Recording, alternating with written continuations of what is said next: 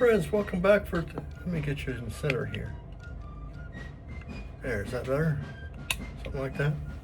Welcome back for today's shave, which is brought to us by Razor Rock's Black Bay. Our razor today, we'll be using an old French razor. This is a Fontenelle Thiers Izzard razor. Probably early 20th century, 1920s, 30s. And our brush today, we're gonna experiment with that little stub. This is just a knot of a brush. Continuing, kind of getting ready for vacation time, seeing if I can just lather with just the knot. And we're gonna load it on the puck. Now I did bloom this. This is a pretty hard soap, so it needs to be bloomed, or you're not gonna have any luck getting anything out of it. But it does load excellently. See that? Probably had too much water on blooming, but that just means I can reach in and grab some of this wonderful proto lather as we go. Today's an interesting day, and this is an actual history kind of a day. We'll be talking about that. And if you don't mind, I've got some notes posted down here because just too much for my brain to hold. Today is in 1794, something like that. The USS Constitution was launched. Now, it didn't enter service to the Navy until 1795, the following year, but it hit the water today in 1794. Interesting part of this, I'm gonna use this proto lather, what is smeared on myself, is the birthday of the Navy is in 1775, but what they don't talk about in history class much is that the Navy was disbanded after the Revolutionary War until the Naval Act or Navy something, Act of Congress,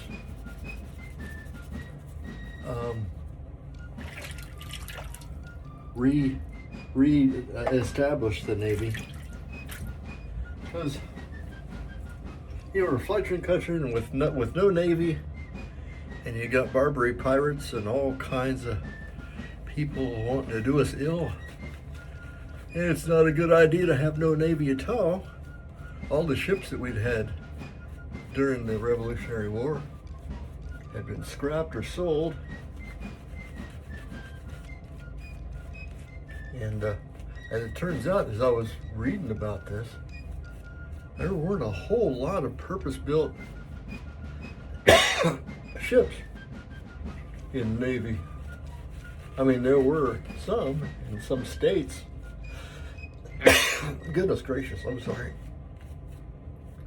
Had built ships, but in 1794, we started building our own fleet, 6 ships. Starting with the Constitution. All designed by the same guy, so they're gonna have I don't know what I inhaled. A similar look, but each one had its own little flavor, and they were designed from the outset to be bigger, badder, stronger, faster than what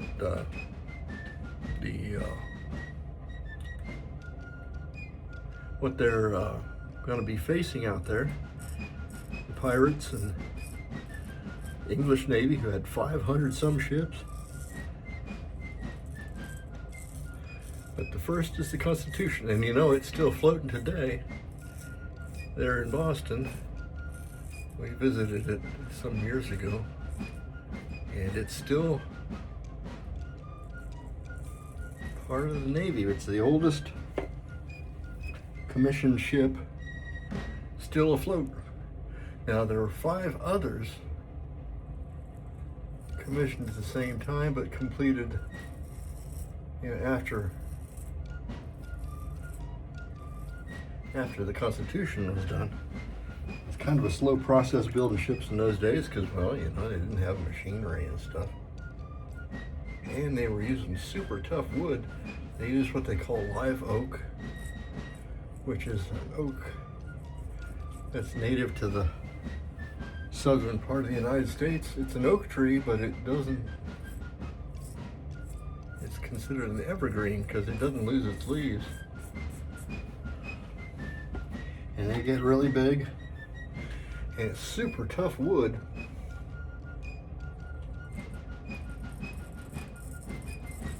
And because of its toughness, that's kind of how the Constitution got its nickname, Ironsides, having taken direct hits from cannonballs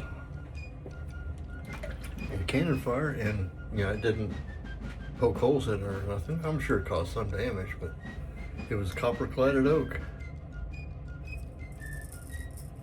A tough old ship. What I found interesting when we visited it, cruise quarters were kind of small. It was just neat to see that kind of, they kind of hot rack. They had berthing areas, was just a big open area in the middle of the ship.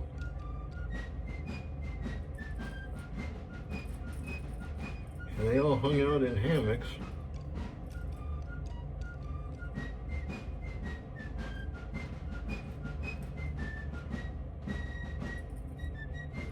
And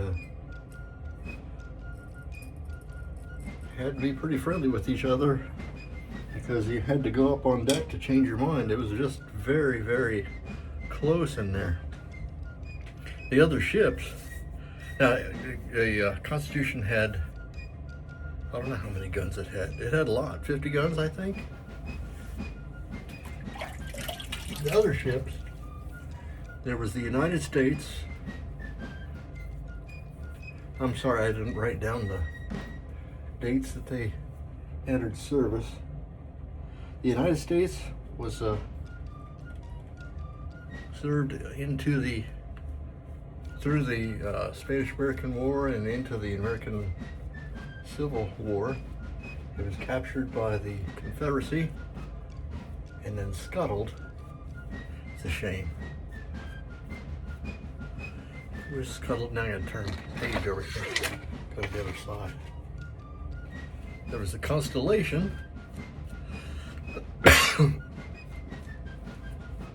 Constellation broke up in 1853.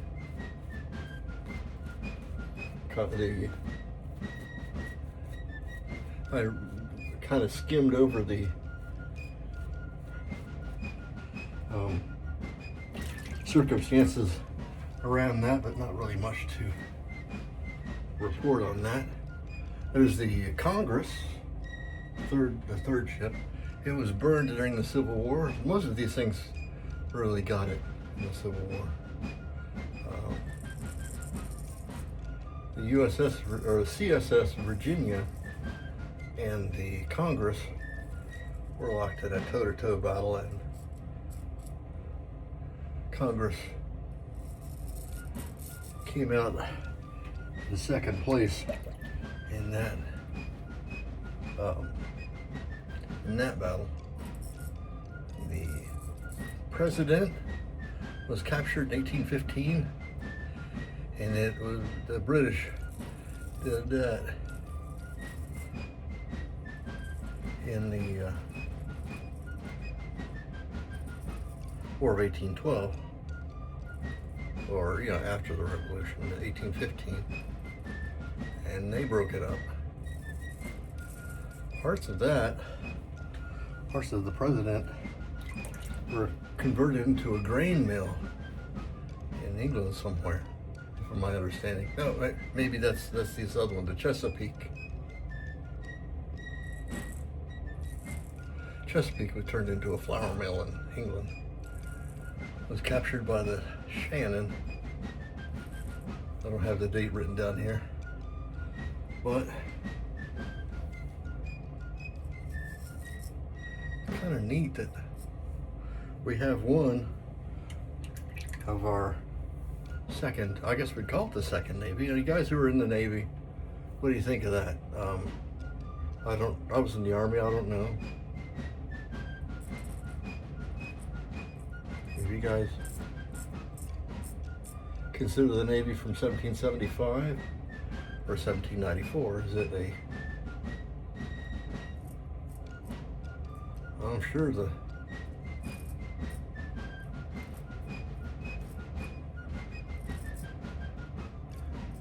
there were sailors. I guess maybe not in America didn't really want a standing army nor a standing navy, but this Naval Act of 1794 or whatever this thing was, kind of you got to have upkeep for a navy. There's a lot of maintenance on those ships, and so where they didn't really want to have a standing army, they kind of forced them to have a standing navy because, well, you know, all that maintenance and stuff. And when you got gear like that, you got to take care of it. And taking care of it, by taking care of it, lasts you a good long time. Ergo, the Constitution. Yeah. Constitution, which is still around with us. It's been refit a couple of times, but for the most part, it's a floating museum. Kind of wonder what it would have been like if some of these other ships captured by the British or captured in the Civil War, if they'd survived. Would we have like more museum ships? Pretty much is what the Constitution is. That's kind of an interesting thought. Our aftershave today is the Grand Bay Lime Bay Rum. I don't know if this is still, the problem with this stuff is it's got this great big open maw on the top there, and you gotta be super careful. Otherwise they're gonna end up dumping so you put your thumb over the top there and just kind of drool it out. Otherwise you're gonna make a horrible mess. And your whole bathroom smells like bay rum, which is not a bad thing, it's just a thing. Pretty good. I do like bay rum. I've got a pretty good collection of different kinds, and my favorite is a mixture of all of them, but today I'm going pure with this is the good stuff. Thank you so much for watching. If you made it this far, thank you. Congratulations for making it through this. Please leave a like, subscribe if you're so inclined. I'm Major Rich. You'll find me at shavingcouter.com. We'll see you next time. Bye-bye.